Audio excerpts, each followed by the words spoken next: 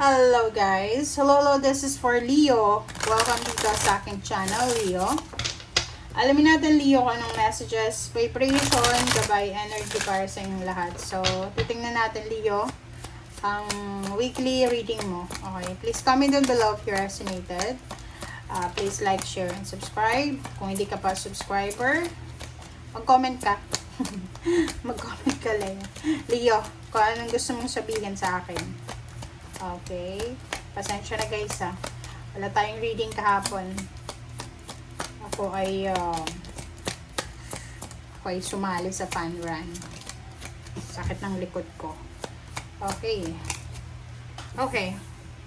Dalawang Jack. Jack of Pentacles, Diamond, and Jack of Clover, and 4 of Diamonds. So, this is number 14, 5.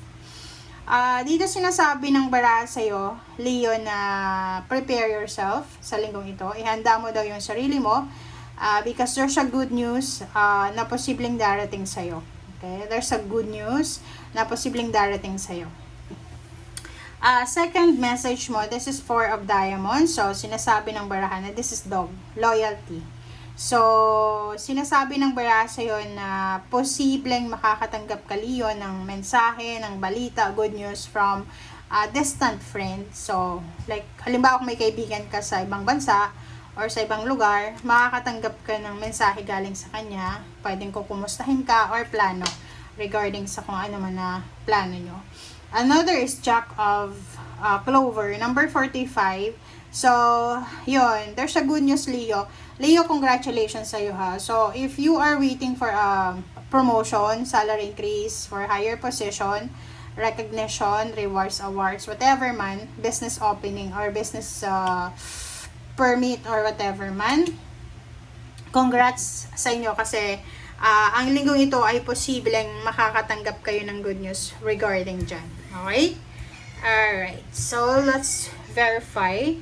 Let's check to the other cards. Okay.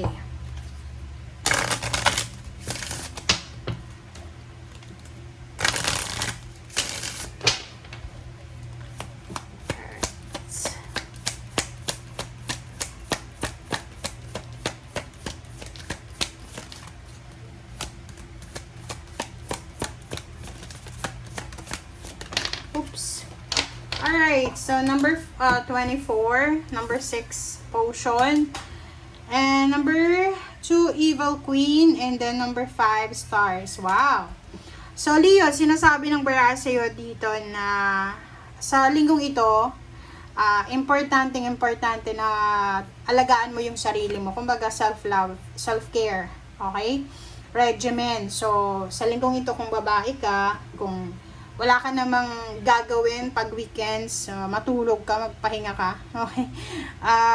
Wag magpupuyat.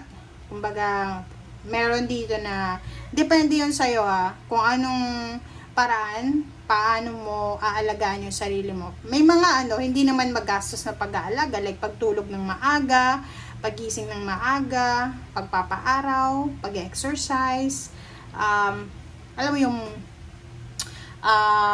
paglilinis ng bahay, self-love yun eh. Kasi unang-una, after mo maglinis, sobrang ang ganda ng pakiramdam. 'Di ba? Yun yung parang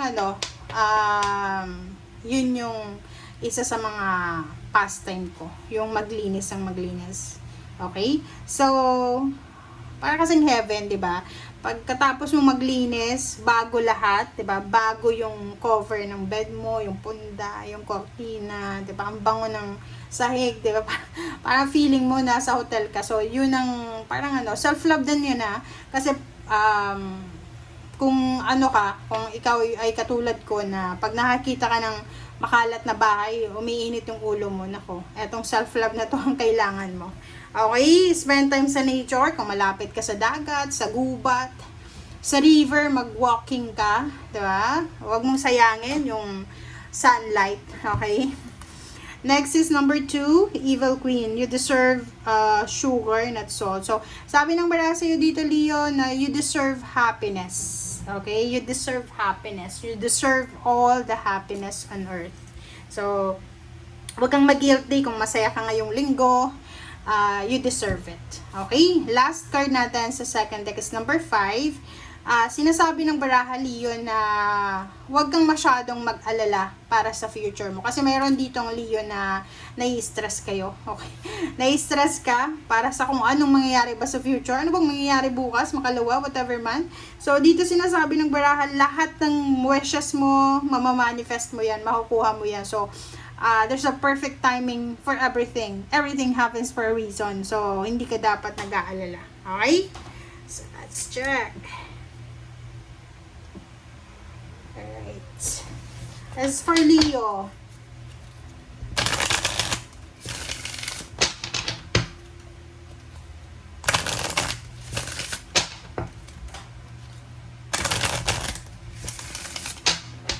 okay.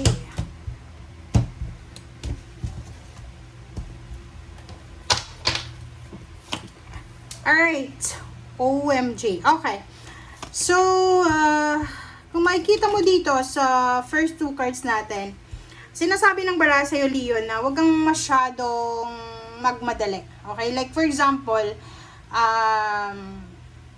may Leo dito na marami kang sinacrifice sa past mo. And ngayon, siguro nagkakaedad ka na, this is for Leo na above 30 years old. 30 years old above. Makaka-resonate kayo dito, lalo kung babae ka. Na pakiramdam mo, ginawa mo na lahat ng negosyo. Pinasukan mo na lahat ng negosyo pero walang nagsucceed doon. Or ginawa mo na, nag-aral ka na ng lahat ng skills pero ni isa wala kang, kumbaga, walang nagamit. So, sa barang to, sinasabi na huwag kang mag-alala. Lahat ng pinagpapaguran mo, lahat ng mga bagay, sitwasyon, yung lahat ng efforts mo, may kapalit yan na tagumpay. Okay? Bittersweet. Diba, nakikita ko sa'yo dito, meron ditong Leo na malungkot siya. Okay? Sobrang lungkot ng iba dito kasi parang yung passion niya, diba, parang sa iba, parang kinukumpare mo yung sarili mo, Leo. Kinukumpare mo na, bakit yung iba, pareho kami ng passion eh. Like, ang passion niya is, sports, diba? Bakit siya? Ang galing niya, diba? Like, yung sports niya, pinagkikitaan niya. Bakit ako hindi? Passion ko din yun eh. Diba? Parang ganon. So, medyo bitter ka sa kung ano man na nangyayari sa'yo sa ngayon. And nakikita ko sa'yo dito, diba? Dito, natatakot ka para sa old age mo. Especially kung nasa 50 years old, Leo ka na, going up. Nakikita ko sa'yo dito, natatakot ka. Natatakot ka kung anong mangyayari sa'yo sa pagtanda mo, or tatanda ka ba na ganyan ka na lang, parang ganon. So, yun yung concern mo sa linggong ito.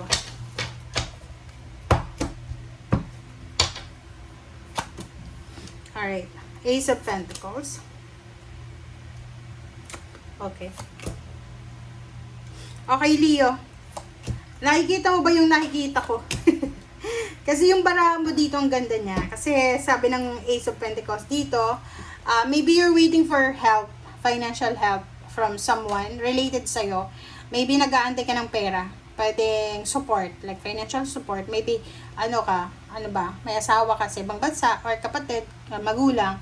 You're waiting for financial help, or maybe you're waiting for a job offer, source of income. Sabi ng baraha sa'yo dito, huwag kang mag-alala. Okay, huwag kang mag-alala kasi darating siya. Yung help na yan, financial help or financial new beginnings, darating siya sa panahon na hindi mo ini-expect. Kumbaga, be patient lang tayo. Okay, huwag tayo maging aggressive, impulsive, lalo na kung nag-aantay tayo. Eight of Cups, this is all about emotions. Sinasabi ng baraha sa'yo dito na gamitin mo ang iyong emotion sa tama. Kumbaga, wag kang masyadong mag-invest ng emotion sa mga bagay na walang kwenta. Like sa internet kung marami kang social media accounts, like may mga Facebook, Instagram, TikTok, YouTube ka, wag kang masyadong mag-i-invest ng oras mo, masyado yung sobra-sobra na you're spending almost of your time sa everyday na hindi ka nagtatrabaho kasi masasayang daw yung oras mo. Okay? Tanong buwan, sinasabi ng baraha sa'yo dito, Leo, na yun na nga. Kaya sa linggong ito, kailangan mo magpahinga, kailangan mong mag-relax Kasi after this week, posibleng may darating na trabaho. Sobrang trabaho. Multitasker ka kasi pwedeng nagbabakasyon ka ngayon, is either OFW ka or nasa ibang bansa ka. Ano man yung ginagawa mo siya ngayon, medyo kalma ka lang. But after this week, sinasabi na magiging sobrang busy ka. So, prepare yourself para dyan. Okay? So, yun. So, thank you guys for watching and see you again. Bye!